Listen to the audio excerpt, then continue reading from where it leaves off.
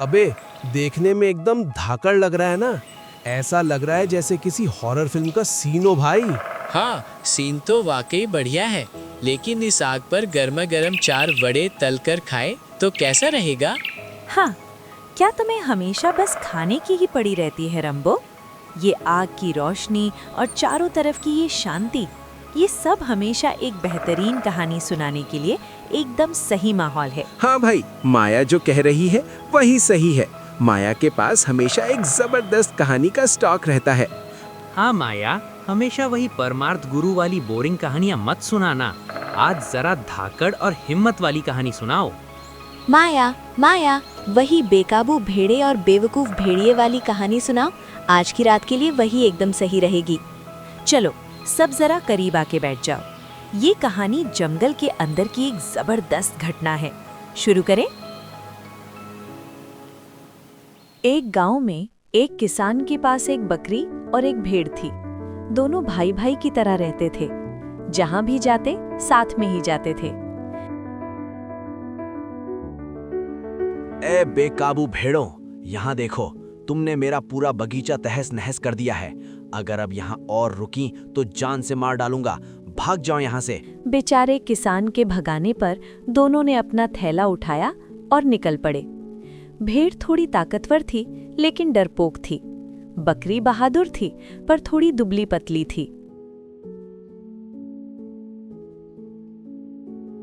दोनों जंगल के रास्ते जा रहे थे। वहां उन्हें एक मरे हुए भेड़िए की खोपड़ी यानी स्कल मिली। अरे भेड़, उस भेड़िए की खोपड़ी उठा। तू ही तो ताकतवर है ना। अయ్यो, मुझसे नहीं होगा, तू ही उठा। तू ही तो ताकतवर है। मैं इसे नहीं उठा सकता, मेरी हड्डियां टूट जाएंगी। अच्छा ठीक है, हम दोनों मिलकर उठाते हैं। दोनों ने बड़ी मुश्किल से उस खोपड़ी को बोरे में डाला और फिर से आगे बढ़ने लगे। उधर देख, आग जल रही है, वहीं चलते हैं। ठंड से भी राहत मिलेगी और भेड़ियों के हाथ भी नहीं आएंगे। तभी उन्होंने दूर एक आग की रोशनी देखी और खुशी खुशी वहां पहुंच गए। लेकिन पास पहुंचते ही उनके होश उड़ गए। वहां 3 भेड़िए खाना पका रहे थे। हाय राम, अब तो दोनों फंस गए। दोस्तों, कैसे हो आप सब? अबे, तू ऐसे ऊट पटांग क्यों बक रहा है? दोस्त हो या कुत्ते, तुम्हारे पैर काट कर अभी मटन पाया सूप बनाता हूँ, देख लेना।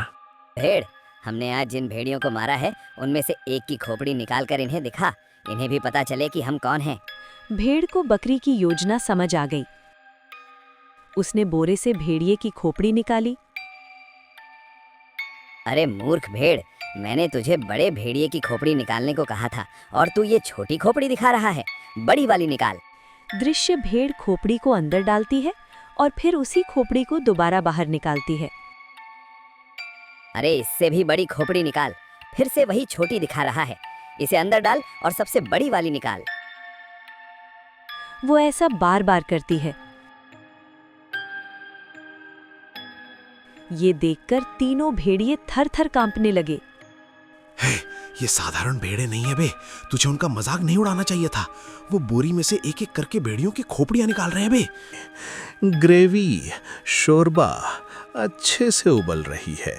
इसमें थोड़ा और पानी डालना पड़ेगा। मैं जाकर पानी लेकर आता हूँ। उन्हें लगा कि इन दोनों ने कई भेड़ियों का शिकार किया है। लगता है उस भेड़िए को हमारी जल्दी का अंदाजा नहीं है। उसे गए कितना समय हो गया। मैं जाकर उसे पानी के साथ लेकर आता हूँ। वे दोनों कहाँ खो गए? मैं जाकर उन्हें लेकर आता हूँ। भेड़ भाई, हमारी योजना सफल रही। हम भेड़ियों से बच गए। अब जल्दी से खाना खाकर यहाँ से निकलते हैं।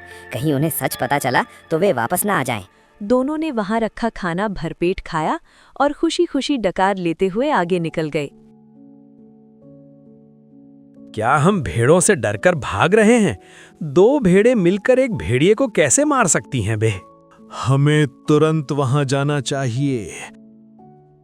उन्होंने हमें धोखा दिया है। हम बुरी तरह फंस गए। अरे बाप रे, हमारी इतनी मेहनत से बनाई हुई चीज खाकर वे भाग गए। बेचारे भेड़िए उल्लू बनने के गम में दांत पीसते रह गए, पर कर भी क्या सकते थे। शारीरिक बल से बुद्धि बल श्रेष्ठ है।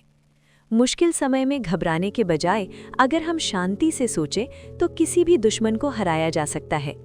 जिस तरह बकरियों ने अपनी चतुराई से भेड़ियों को मात दी, वैसे ही समय पर काम आने वाली बुद्धि यानी उपस्थिति दिमाग हमें खतरों से बचाती है।